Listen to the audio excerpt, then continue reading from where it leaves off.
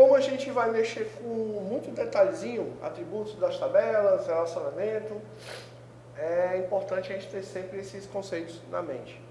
Então, por isso que eu vou fazer essa pequena revisão. É rápido, porque isso aqui a gente já viu, então não tem muito blá blá blá. Né? E a minha voz está um pouco melhor, mas ela pode falhar a qualquer momento também. Então, a gente vai ver aqui o recordar e viver, vamos ver modelagem e vamos entrar já na parte de desenvolvimento. Então, a gente vai criar as tabelas, vamos criar os relacionamentos e, se der tempo, a gente já começa a ver os fundamentos de consultas. Aí você diz, vixe, é muita coisa. Na verdade, não. Criar tabela é rápido, criar relacionamento é rápido e criar consulta também é rápido. O conceito que está por trás delas é que demora um pouco para você compreender.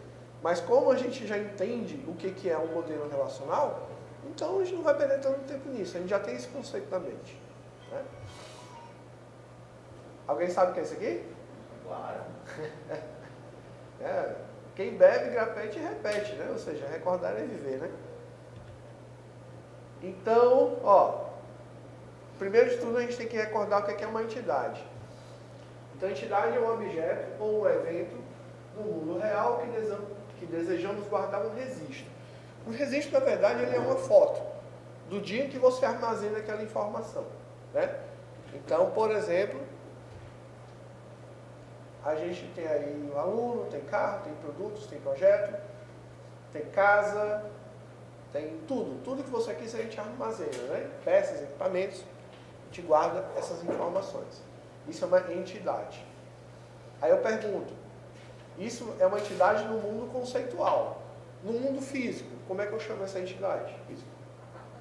Tabela. Certo? A entidade é no mundo conceitual. No mundo físico, é a nossa tabela. Atributo é uma propriedade que descreve uma característica de uma entidade. Aí, exemplo, a gente já tem aqueles exemplos conhecidos. Né? A pessoa tem o nome, tem o gênero, tem a idade, tem a profissão, tem o estado civil, onde são atributos, são características. E algumas dessas características elas são alteráveis e outras não. Exemplo, a idade é uma característica alterável. Né? Todo ano acrescenta-se um ano a mais a idade dele. A profissão, o estado civil, né? Ele é solteiro, ele é casado, é divorciado, né? Agora, e ainda surgiu um questionamento em relação ao nome e ao gênero, mas eu prefiro acreditar que nome é só um e gênero também, né? Então, carro também tem aqui as suas características, né?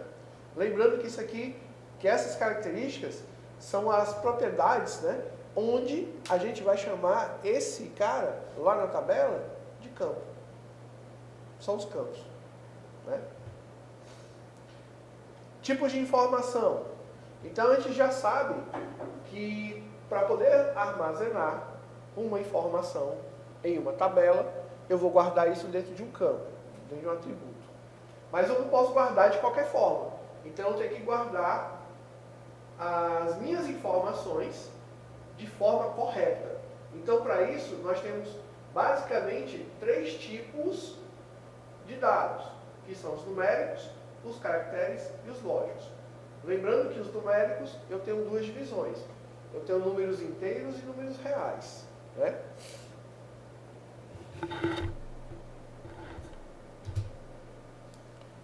Então, só para fazer um resumão, números inteiros é todo valor numérico, negativo ou positivo, sem partes decimais. Aí eu tenho os exemplos aqui. Né? Reais são todos os valores que têm uma parte fracionária. Então, é 1,23, menos 48,92, e assim vai. Né? Lembrando, para nós aqui no Brasil, a nossa parte fracionária é a vírgula. Né? No formato americano é um ponto. Então, a gente tem que ter muito cuidado com isso. Tá? Como a gente não vai trabalhar no VBA, a gente não vai se preocupar necessariamente, mas é sempre bom a gente sempre se lembrar disso. Caractere conjunto de caracteres que pode ser letras, números, caracteres especiais ou todos juntos. É um tipo de dado chamado alfanumérico, onde ele consegue representar tudo, tá certo? E os booleanos, tá? Que é uma herança lá dos primórdios da computação. Ele é uma chave que tem dois estados, ou é true ou é falso. Ou é aberto ou é fechado, ou é sim ou é não, ou é 0 ou é 1, certo? Ele vai ser sempre ele vai ter apenas um estado por vez. Ele não é verdadeiro e falso ao mesmo tempo. Ele ou é verdadeiro ou é falso, certo? A porta está aberta? Não. Certo? É verdadeiro que a porta está fechada? Presta atenção na pergunta. É verdadeiro que a porta está fechada? Verdadeiro, a porta está fechada.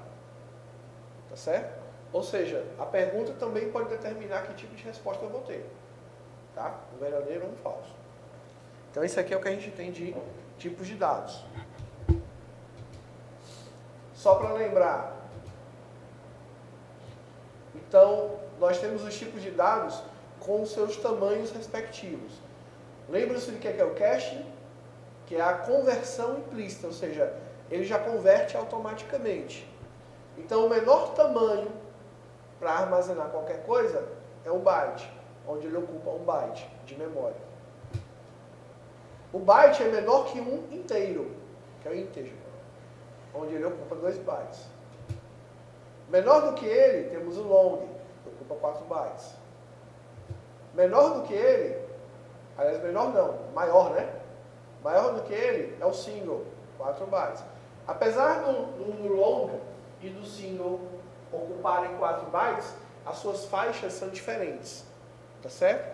O single é o que a gente chama de precisão simples e o long é o que a gente chama de precisão dupla. Ele tem uma faixa maior, tá certo?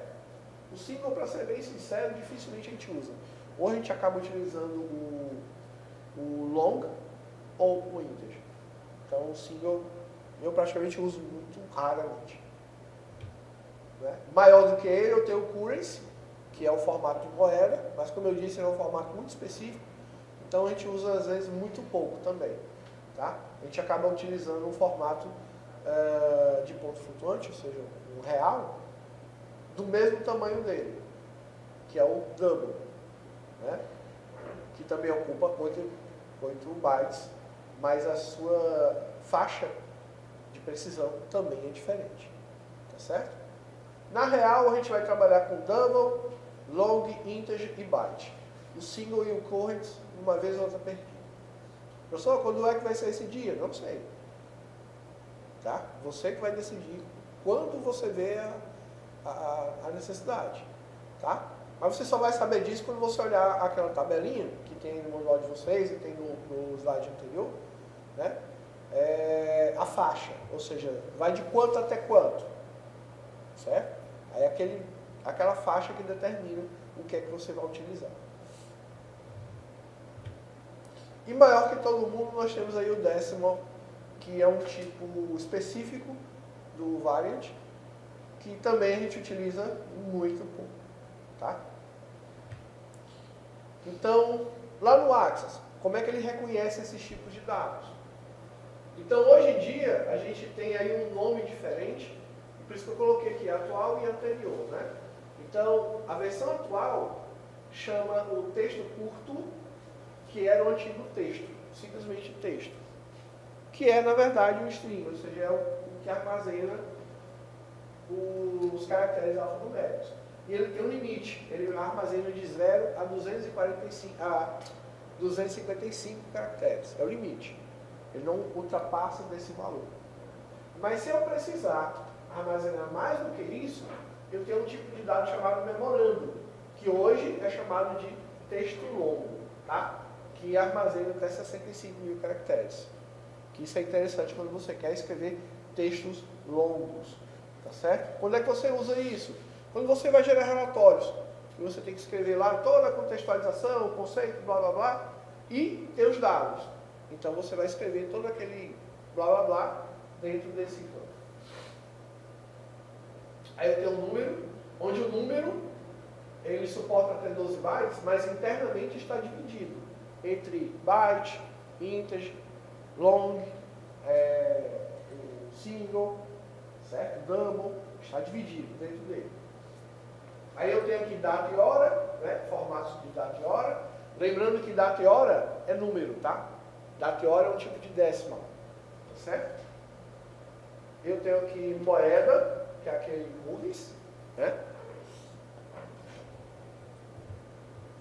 Eu tenho um que é excelente, que é o autonumeração, numeração automática, onde ele vai gerar para mim um código sequencial automático, que é onde normalmente você vai colocar a chave. Eu tenho um outro tipo de dado chamado boolean, que é o sim e não. Muito interessante, porque eu simplesmente posso criar um campo marcado, por exemplo, lá, pode viajar. Aí você marca lá o cara, sim e não. Certo? Quando ele é tipo esse sim e não, a gente chama esse tipo de campo de flag, tá? Que é como se fosse uma bandeira. Você levanta a bandeira ou baixa a bandeira. Tá certo? A gente chama de flag.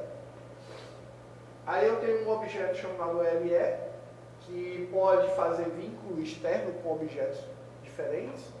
Nós temos o hyperlink, que utiliza endereço que pode ser externo ou pode ser de sites, também de fora. E eu tenho esse assistente de pesquisa, que tem uma certa ele é interessante, onde eu posso simplesmente vincular um campo para puxar informação já de uma outra tabela. Porém, a gente tem maneiras mais eficientes de fazer esse mesmo recurso. Tá? Vou mostrar como é que faz, mas vocês não vão usar. Tá certo? Vou só mostrar. Porque tem recursos melhores do que ele. Tá ok? Tranquilo aqui?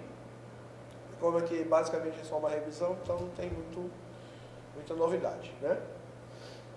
Chave. É um atributo que deve ser único para que seja possível identificar uma tupla, ou seja, um registro. Então, matrícula, o ID, Renavan, chassi de carro, ou seja, são informações que devem ser sempre únicas. E como é que eu represento isso? Então, se eu tiver no modelo conceitual, eu tenho aqui 3 atributos, né, ó, código, descrição e preço da entidade, entidade produto. Aquele código que está, aquele atributo que está destacado, ele é a minha chave, tá certo?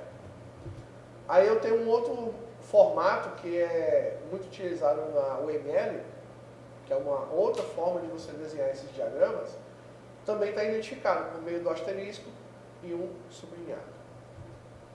Esse outro aqui também é outro modelo conceitual, que esse aqui já é mais bonitinho, ó.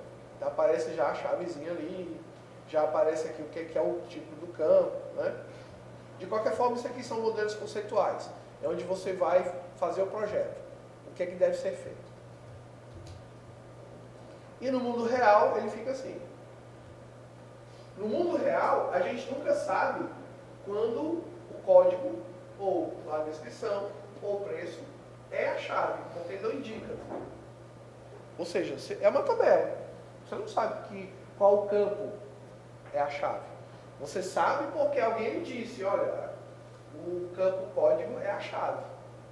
Não vai existir um outro notebook Dell com esse mesmo código.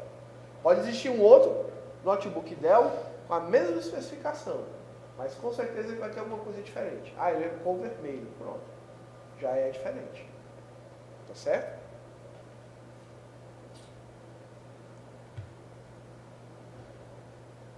Então, só para relembrar, isso é uma entidade, atributos, e esse cara é a chave. Então, isso aqui é o desenho inicial que a gente vai sempre fazer para as modelagens. Tá certo? Então, quando vocês forem criar qualquer banco, vocês vão sempre modelar antes. Lembra-se de como a gente fez na aula passada?